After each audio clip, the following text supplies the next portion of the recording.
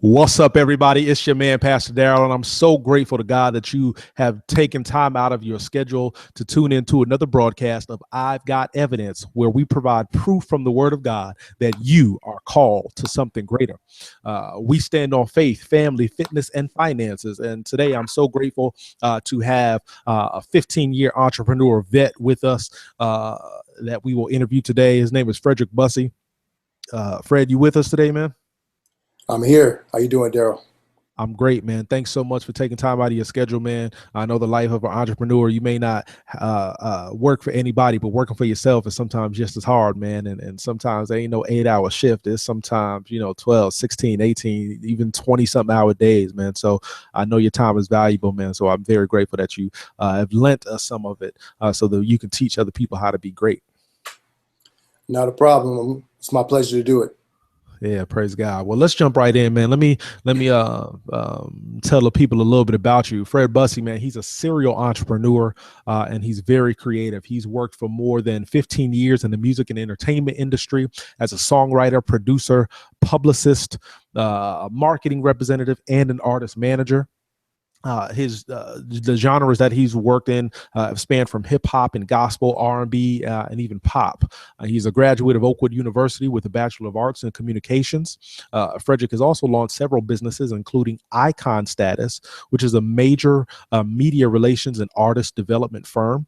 And he's currently developing several other ventures as well, including tech startups, a food service company, and a niche brand clothing line. He has a strong passion for working with the youth, especially those who are in underprivileged areas and circumstances. And he is also the communications director for the Adventist Church, the largest non-institutional Adventist church in North America. It is his belief that his purpose in life is to use his talents helping others to discover and exploit their gifts for a greater good. Passionate about helping others to develop the skill set to become successful while obtaining the freedom that entrepreneurship provides.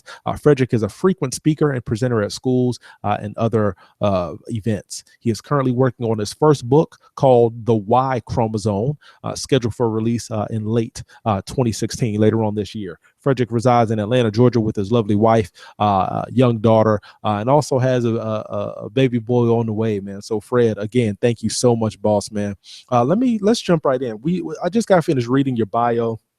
And it was filled with a lot of nuggets. But one of the questions that I like to ask people is, who are you? So in this case, who is Fred Bussey? People like to define others by what's on their bio, what's on their resume, what career field that they're in. But, just because you may be a PR rep, just because you may be a preacher, just because you may be a singer or what have you, that's what you do. That's not necessarily who you are. So take this time, man, to just tell us, who was Fred Bussey?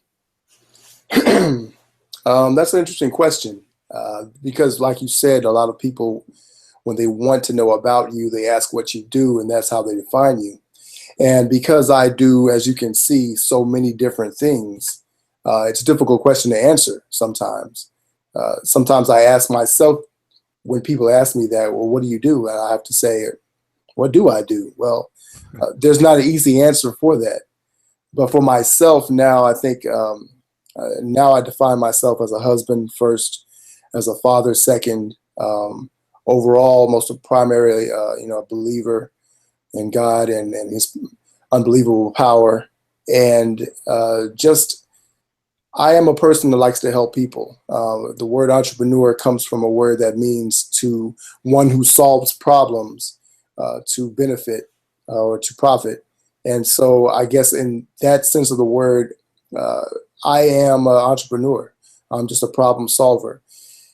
Typically, when I'm having conversations with my friends or even strangers, and they may bring up something, an issue or a challenge that they're confronted with, either personally or in their business life, in their job or career. And so my first thought is, how could I help this person? What do I know? What resource do I know? Not necessarily how can I benefit from it, but what do I know that could help this person? What do they need? What is the solution to their problem? And sometimes that maybe something that I don't know, but the thought process that is generated through those conversations through that outside the box thinking is something that drives me. It keeps me going, wakes me up in the morning, and just continues to motivate me throughout my life. I'm always thinking about life in terms of how can I solve a problem? How can I solve someone else's problem? A lot of the time we spend in our lives is spent consumed with problems and issues that we have. And so the more problems that we can solve, the more time we have to do other things, to help others, to live a more fruitful life. So that's, I guess, in a nutshell, how I would describe myself. Absolutely. That's awesome. You had mentioned your faith walk and you believing in God. And this is a sort of religious podcast. We believe in stand on faith, family, fitness, and finance. So we're going to get into the finance piece with you in a minute, specifically because of your illustrious entrepreneurial lifestyle and career. But talk to us a little bit about your faith and what role your faith plays in being an entrepreneur. Can one be an entrepreneur without believing in God? How does that work for you? You can definitely be an entrepreneur and not believe in God. The thing about not believing in God, though, is that what you're actually doing is not actually acknowledging where your faith and your resources and your skills and gifts really come from. So you can have those things and not acknowledge them. But I believe that as a believer, you can go further, and when you get there, when you achieve a certain goal or a certain level of success, it's not empty. There are a number of people who have achieved a lot of wealth in their lives and some measure of career success or what have you. But they get to that certain plateau, that certain pinnacle, and they realize they either don't have anyone to share it with, or it isn't as fulfilling for them as they thought it was. But for a believer, when you are balanced in your approach, when you are focused on the right source for your resources, I think that it absolutely empowers you to reach heights that would not be possible on your own. To be an entrepreneur is to step out on faith. It's the ultimate creating something out of nothing scenario. You have to see the end game at the beginning. And so I think that definitely God is a source for helping us to be able to do those sorts of things. There's no way that you could do it without it, because there are going to be many long, dark nights. There are going to be sleepless nights. There's going to be a lot of frustration. There's going to be empty bank accounts. There's going to be fatigue and mental fatigue and physical fatigue and just frustration that you have to deal with over and over again. So many challenges. And if you don't have that center, that balance, that faith, that belief that things are going to work out all right. The Bible tells us that all things work for the good of them who are called according to his purpose. But if you don't know you're called, then why would you believe that all things are going to work out? And some people say that they're just positive thinkers, and that's because they truly believe that. But I believe that it is God who is the giver of all good things. And so if you believe in having good things and having life and life more abundantly, then there's no way that you can do that without having the giver of life itself. Yeah, 100%, man. One of the things that you said struck a chord in that a lot of people like to rely on their resources. What are the letters behind my name? Who do I know? What's in my bank account? What is my line of credit?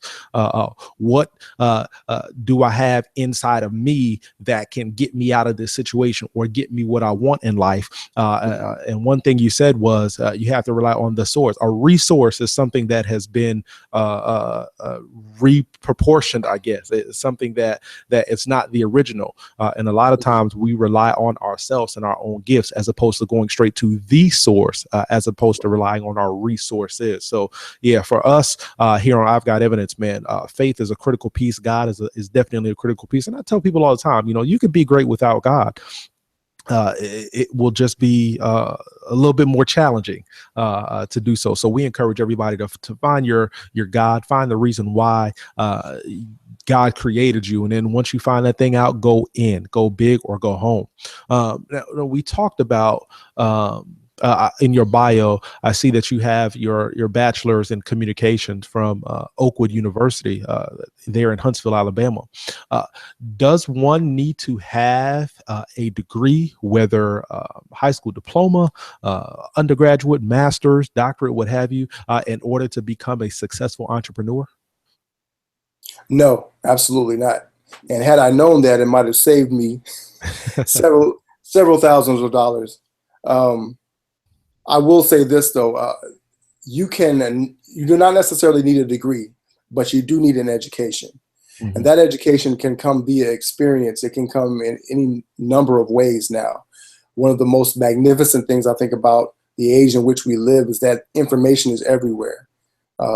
We truly live in an era where you can get information at your fingertips. On your phone, you have access to Google and millions and billions of uh, bytes of information that can inform you and sharpen your skills or give you a new skill or a new business model or what have you. So you don't necessarily need a degree from a formal institution. I think that in a lot of ways, formal education can hinder you when it comes to being an entrepreneur, because there is the model they set that they tell you how to be successful. But being an entrepreneur, there are both set and fluctuating models for how you can be successful. And you have to Absolutely. figure that out for yourself. The most successful people are the ones who forge ahead into new territory. And those people are not necessarily the ones who have been to a college to get a 4-year degree, to get their master's or what have you. And it doesn't mean that those people cannot be successful, because indeed you have PhDs and other people who have created successful companies uh, and have utilized their education to do so. What I'm saying though is that your education does not have to be a limitation for you by any stretch of the imagination. Again, going back to being a believer in God, there are those who have had different challenges through no fault of their own in their own lives, and just because you were born in a situation which does not lend itself to you being able to have the most privileged track in life does not mean that you are prohibited, because God, we were fearfully and wonderfully made. Our minds have the ability within them, their God-given ability to create infinite possibilities, infinite lifestyles, infinite things that we could do. And if you harness that ability, I believe that you can really achieve wonderful things. So no, you don't need a formal education or a formal degree. Every bit of education helps, but there is no formal way or restricted manner in which you can do that. There's not just one way to be successful. Yeah, absolutely. I tell people all the time that you need to always learn something every day. So whether you're learning in high school, whether you're learning in college, you're learning, at the uh, master's level or doctorate level, what have you, wherever you're learning, you need to learn something. But even if you're not in formal education, there are so many books out there. There's no reason to not be successful. There are so many books. The YouTube was, I think, invented for entrepreneurs. Right. There's Yes. no excuse not to know how to do something. A lot of people say, hey, Pastor Darrell, I have a dream to do such and such and such, but I just don't know how to do it. Hey, YouTube, Google is your best friend. Yes. And then I think the other thing too is, and I want to ask you about this, how important, because this is the graduation season, everybody's just got their degrees, from 8th grade going into 9th grade, high school going into college and onward.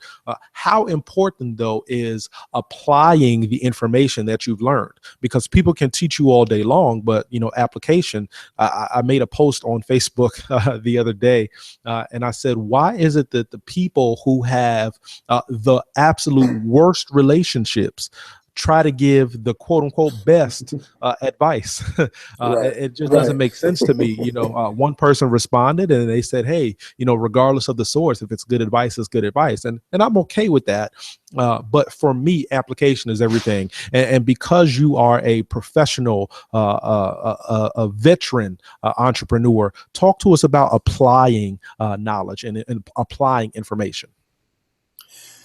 So Steve Case, the founder of AOL, had a great quote that I heard the other day. It says, vision without execution is just hallucination.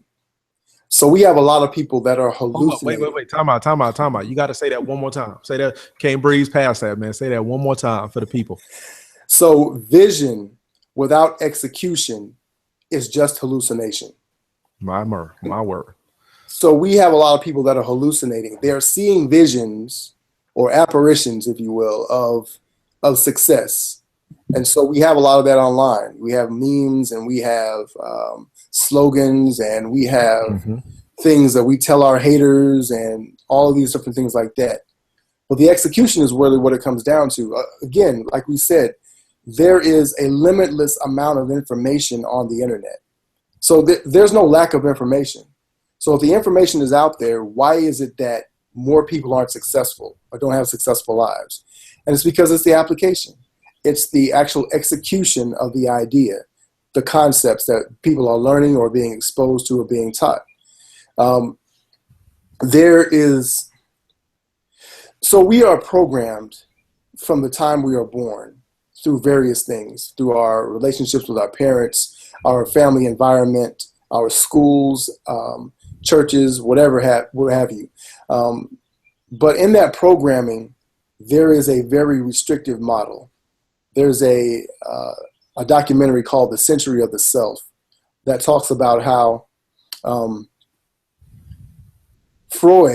Sigmund Freud, came up with the idea of the self-conscious and the id or the ego and how people view themselves.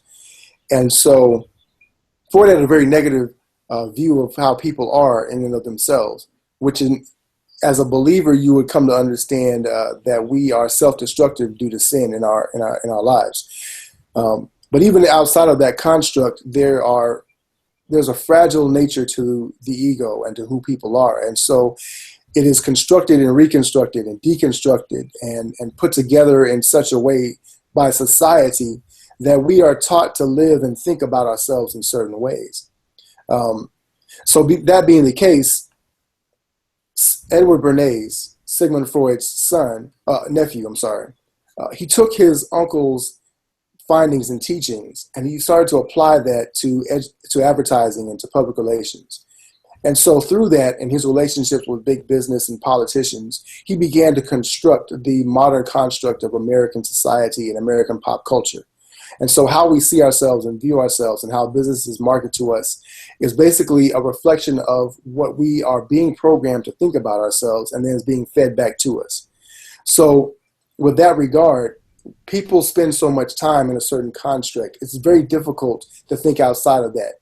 You have to reprogram yourself to understand your possibilities. And the limitations that we have are simply ones that we place on ourselves. God created us with so many abilities mentally and physically. And so sometimes we tend to look at certain people, certain athletes, for instance, like a LeBron James or even a Steph Curry, who has his limitations physically, but has done some things outside of that, well, from the distance that he shoots the ball and the way he handles the basketball, to be able to create a different type of reality for the game that he plays.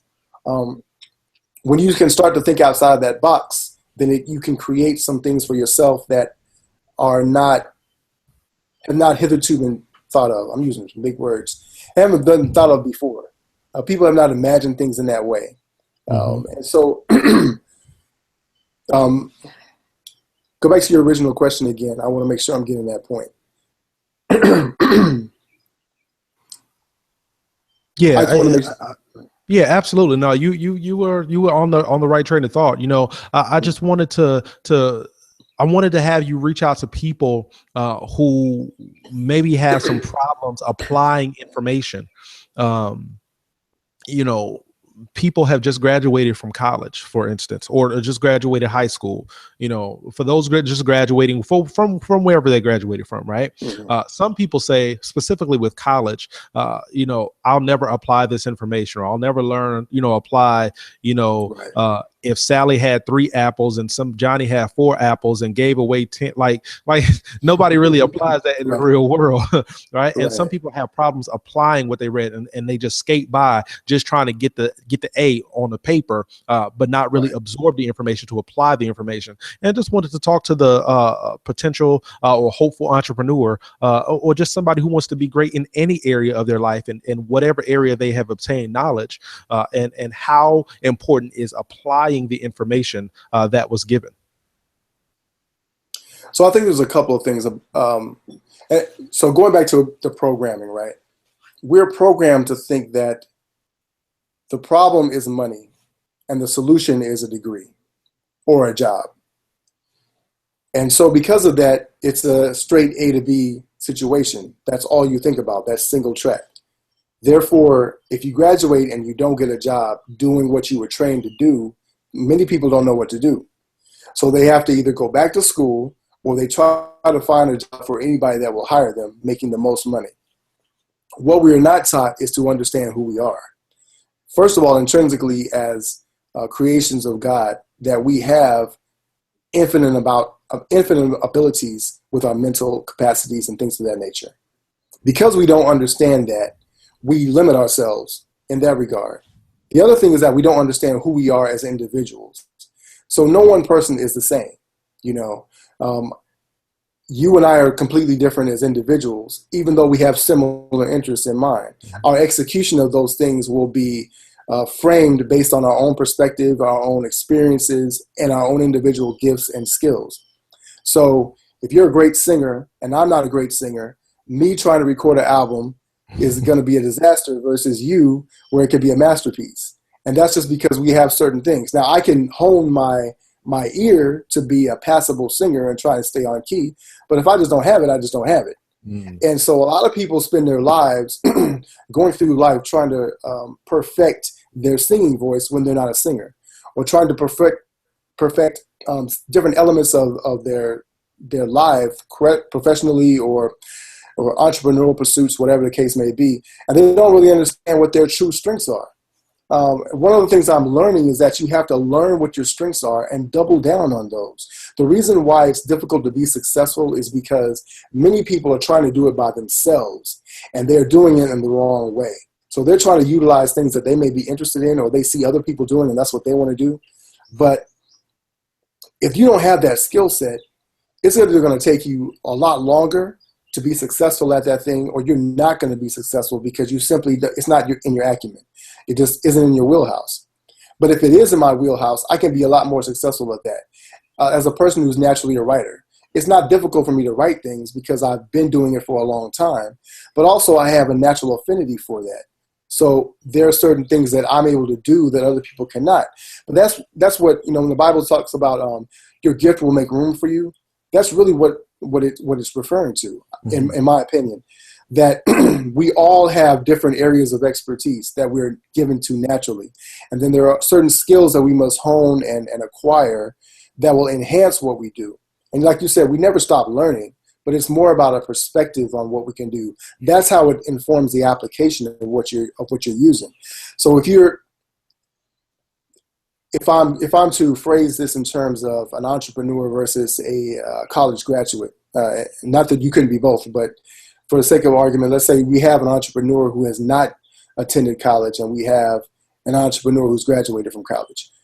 One of the differences is going to be their perspective on how they view things. And the college graduate, 9 times out of 10, has been taught these are the parameters under which these conditions allow for success or failure. And the entrepreneur, a lot of times, just has to throw things against the wall and see what sticks. But your perspective, your experience, your skill set, and your gifts are going to give you an instinct that certain things are going to work versus other things. And sometimes when we have been in a restrictive frame of mind, we don't utilize our instincts. We come not to trust them because our instincts will often be counter intuitive to what we've been taught. And so you will have Steve Jobs who will say that what we need to do is create an entirely different type of computer because this is what people are going to want. not what they want now. Whereas everybody else is constructing computers based on what people do at that very moment.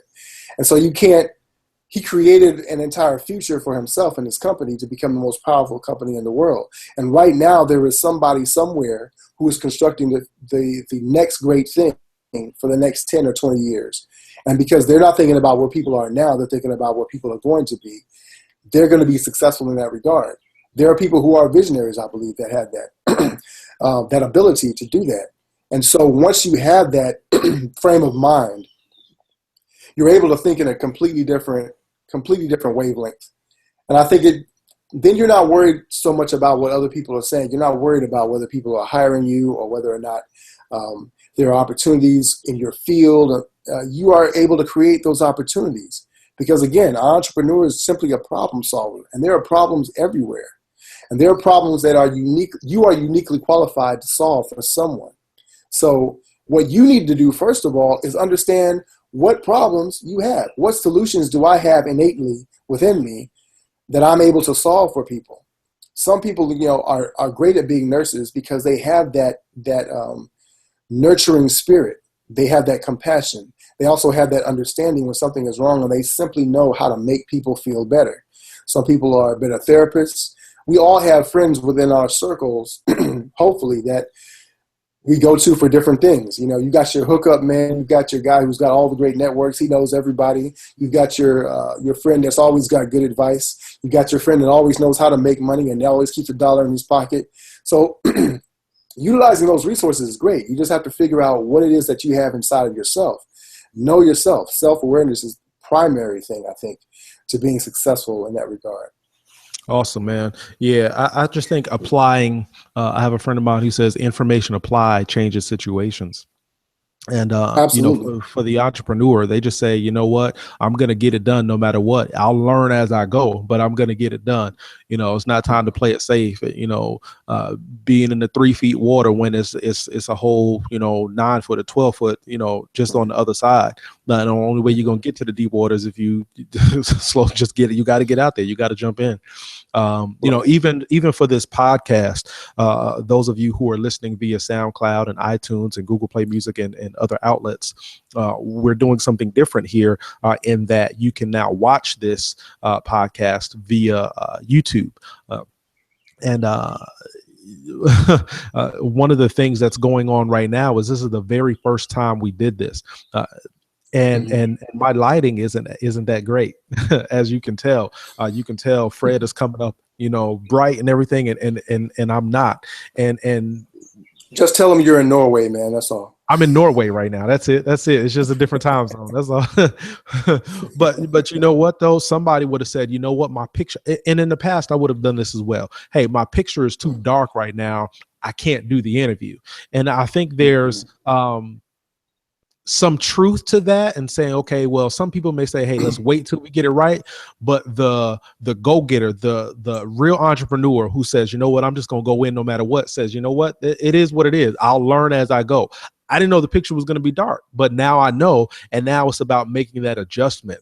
So that being said, Fred, I'm just ask you a couple more questions, man. How important is it to be able to not just learn as you go, but be able to make the necessary adjustments? Because you mentioned certain gifts just not being in your wheelhouse. So let's just say the person who may not be a phenomenal writer like you are, but they say, hey, I know that I can write someday, right? What advice would you give them on making the adjustment? Some people, again, Steph Curry, like you said, his game wasn't really fit for the NBA. As a matter of fact, people told him he was not going to be a good player. And now here it is. He's being hailed as one of the best shooters, if not the best shooter we have ever seen. Talk to us about the importance of making the adjustment. So let me stay on the Steph Curry analogy. He's fascinating to me because I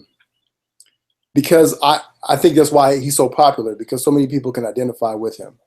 So going back to natural ability, Steph has always been a great shooter, always. But when he was younger, he still shot from a different place. He was shorter before he grew at a growth spurt. So he saw Summer making the adjustment to raise his shot, the height on his shot. When he got to the NBA, he worked on shooting it quicker. So he has one of the quickest releases in the league. Because of that, he made that adjustment. He could always shoot the ball accurately, but he had to make slight adjustments to make sure that he could get his shot off to be more effective. And then what he did, he started increasing his range so he could shoot from almost half court more accurately than anybody has ever done. So that changed the paradigm. Then he adds his ball handling. So now he's quicker. He's more agile. He can escape defenders more easily. Now you add that to the fact that all I need is a second to get my shot off. If I shake you for a second and now I've made that adjustment, now I'm infinitely more dangerous. All of a sudden, this player who was below average in many people's estimation, but still a great shooter at his core skill set, added these other dimensions to it to be able to be successful, to be ultra successful at what he does. So again, you start with what you know that you can do, and then you double down and triple down on your strengths. You make sure that you have that ability to do that. So whatever it is, if I'm a writer, I want to be sure that I can put my writing in as many different places as possible. But I have to perfect my craft. So I write as often as I can. A lot of times when I'm on Facebook, I'm actually practicing when I'm responding to a comment or writing a post or things like that. It's micro-blogging in essence. I'm constructing an argument. I'm making a point. I'm engaging people. And it may seem that, okay, I'm killing time. But I say if I'm engaged in this idea, let me construct an argument or an idea that I can communicate to people as effectively as possible in as short amount of time as possible. So this helps me when I'm writing my book, because a book is simply an idea that solves a problem for people. And so nobody's going to buy a book based on the fact that they just want to read all day. People buy books because they want solutions. And a lot of times what we tend to do is arrive at the conclusion of what people want before we allow them to tell us. Mm-hmm. And the greatest companies, the greatest entrepreneurs, the greatest people are the ones who can make adjustments on the fly. Again, that goes back to that construct. If you have a very rigid construct for how you see the world and how you view things and how you do things, anything outside of that box, you're not able to make that adjustment. Because you don't have the skill set to do so. It's more important to have the perspective or the mindset that I can learn or I can adjust and not panic over that. And simply say, okay, I have to learn how to do this in a different way. I'm going to approach it a different way. Continue to surround yourself with people who have that, who inform your perspective and give you new points of view. Not necessarily what your fundamental or core beliefs are. I think you want to align yourself with people who always are basically at heart of the same mind as you, but they have a different viewpoint, a perspective that will challenge you, that will open your mind up. And, once a mind has been opened, it can never be closed because it's been expanded to a point which we can't stretch back to. So you don't want to limit yourself in any way, shape, or form of what you can accomplish. So skill sets, being flexible is what it's all about. At the heart of it, what you don't want to do is tell yourself that I already have the solution in mind, because that's how many companies fail. What you want to be able to do is to release something and continue to iterate over time to make it better and better. Let you get the feedback from people and tell you, hey, I like this, but I didn't like this. Even a failure gives you plenty of feedback to let you know all of these things were wrong, but maybe one thing worked really well. When we talk about the music industry, for instance, Napster was a precursor. I don't want to be too long-winded, but no, you're good, man. This is all about Fred Bussey, man, telling us how to be great. Napster it reconfigured the music industry totally, because at a time when people really, really cared about music, and music was, for all intents and purposes, scarce to a degree. So you had certain channels where you could access music. You had to go to the record store. You could watch it on MTV or BET, music videos. And on radio. But basically, people told you what you could buy, where you could buy it, and when you could buy it. And what Napster did was say, well, we'll just give it to you, music to you whenever you want. You can get whoever you want, whenever you want, wherever you want, wherever you are. And so the music industry was slow to recognize that because it's so big. They were used to having this much power, and they weren't going to let some little teenager in a college dorm room tell them what they could or could not do. And so they fought the wrong thing. instead of being flexible and making the adjustment to where the consumer was moving, they were behind the eight ball and they were slow to move and catch on. So now you have very few artists that are very successful, and most artists sell a minimal amount of records because people don't listen to music anymore. The other thing that happened was that the computer and our cell phones have completely revolutionized how we use our time. So we have more time available to us. We can be more productive, but we fill it up with more things. So we have Netflix, and we have social media, and we have YouTube, and we have books that you can put on your phone. And so you have all these different things that consume your time. And so it makes it more of a challenge to get that mind share. So what you have, what bigger companies are trying to do now is trying to adjust, trying to figure out how do we reach people where they are. And they're making some of those adjustments. But the more flexible that you can be, the further ahead you are of all of your competition, the easier you can solve these problems for people. And you build that trust. Just like, we're doing a Google Hangout now. Well, Google was not the first search engine, but they were just the simplest. They figured out that people didn't want to have to go through a mountain of information to find what they wanted. They simply want to open it up, type what they're looking for, and find all the information fall into their lap. It made it simple. It's addictive. So you just Google everything now, right? Right. So in a nutshell, in a big nutshell, being flexible is the most important thing, I think, to being an entrepreneur. Don't feel like you have the answers all the time. Right. You realize that there's a problem and you're just working to solve it. And then there are going to be multiple little problems inside of that problem that you're going to have to make adjustments for and to be flexible to be able to hit that.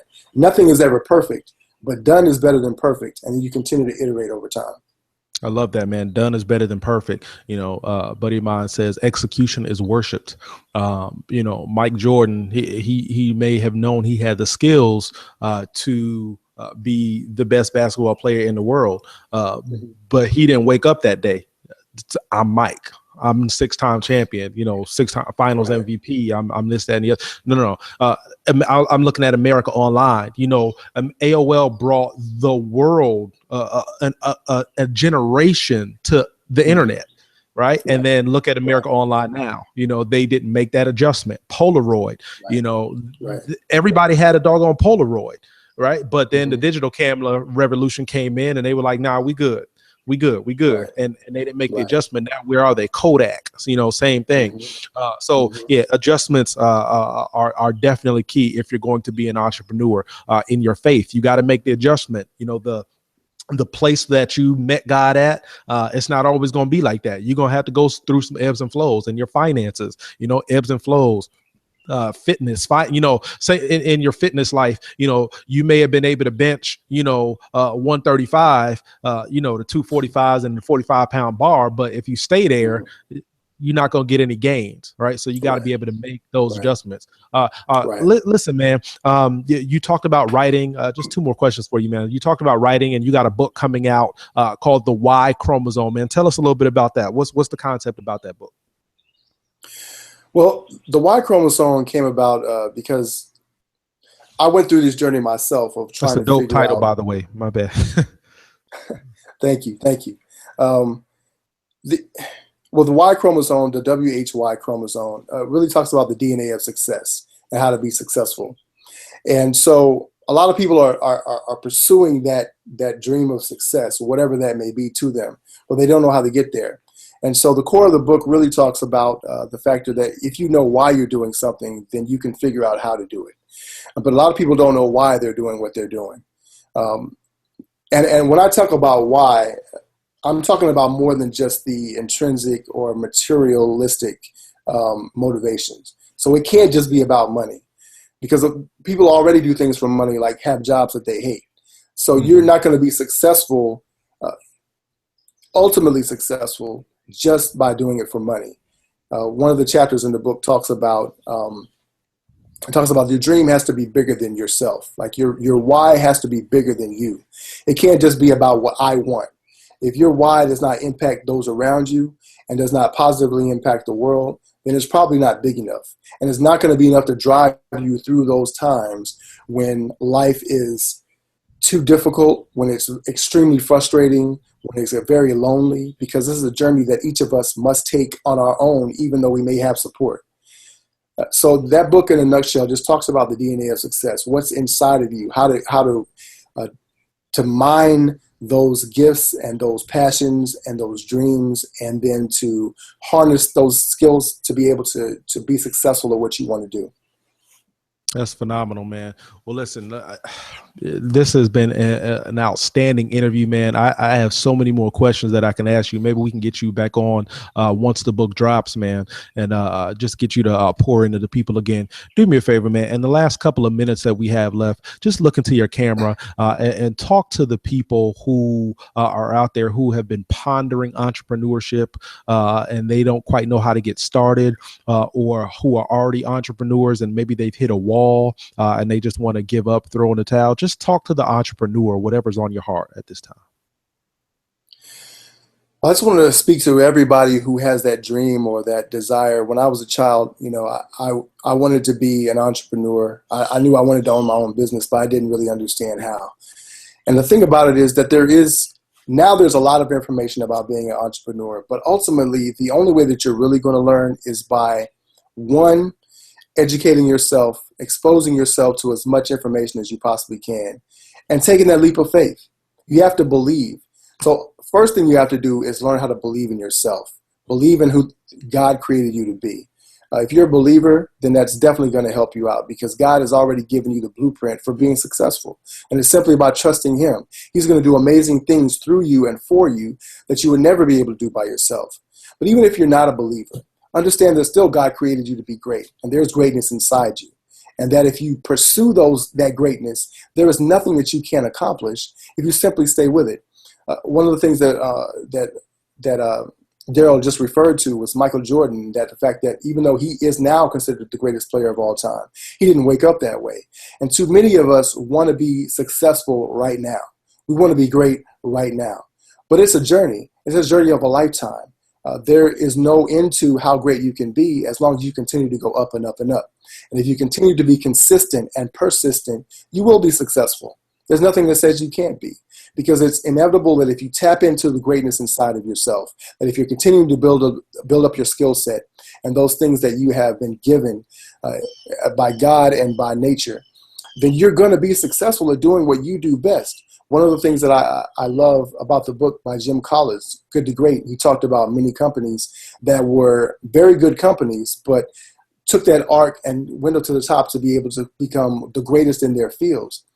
And the thing that they were able to do was realize there is one thing that this company can do better than anybody else in the world. And we're going to do that better than anyone else. And for you as the individual, the entrepreneur, the mother, the father, the son, the daughter, whatever it is, you have the ability to be better than anyone else in the world at one thing. And find that thing and pursue it. And let God show you how to develop it and to build it up, that you can continue to impact the world in a way that people never even imagined that you could do, that you may have never even imagined that you can do. But have a dream that's so huge that you continue to chase it and pursue it, that it's so big that it eats you up and wakes you up in the middle of the night and won't let you sleep. And when you have that drive, then it's going to continue to burn inside you and go and go and go. And keep this in mind too, the world is going to try and beat that out of you, because it's a special thing. If it's God-given, then this crazy world is going to try and take it away from you. But nothing can take away from you what God has for you.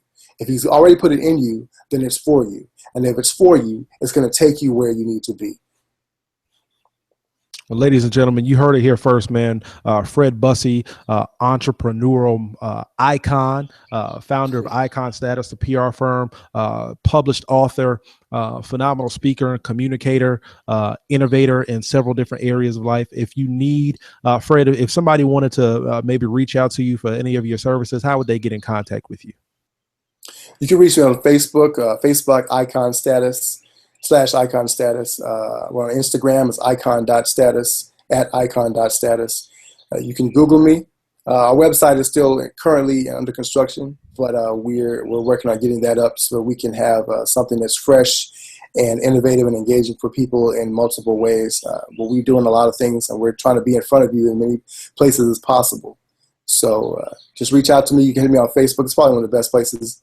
I'm also on Twitter at the icon status. So you can reach me there. Well, listen, y'all, if you want to be an icon in whatever field that you're in, you need to get Fred Bussey on your team. He's going to be my PR person. He just don't know it yet. But yeah, we already signed that contract. It's done in the name of Jesus. Speak those things that be not. Let's get it done, y'all. Listen, until next time, grace and peace in the name of the Lord, family. Always remember you are called to something greater. And I've got the evidence from the word of God to prove it. If you would like to get this podcast in your earbuds, you can find us on Google Music, Google Play Music, iTunes, SoundCloud, and now all the interviews that we're doing, you can find us on YouTube as well. So make sure you get to our YouTube channel, youtube.com/DPalmes. Visit our website as well, www.darrellpalmes.org. Love you with the love of Jesus Christ. Go and be great. Peace.